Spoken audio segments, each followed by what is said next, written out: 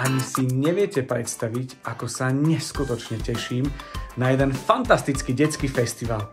Kaufland detský festival, ktorý je na ceste k vám. A mám taký plán, že by sme sa mohli stretnúť 11.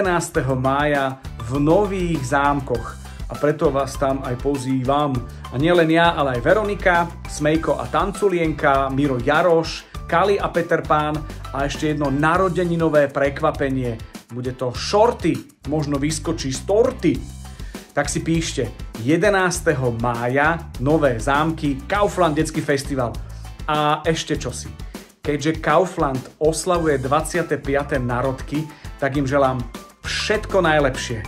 Najlepších zákazníkov, najlepší tovar, najlepších predávačov, jednoducho všetko najlepšie.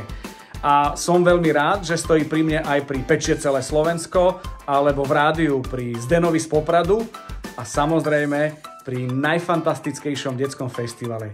Kaufland detský festival. Už rátam dni. Ahojte.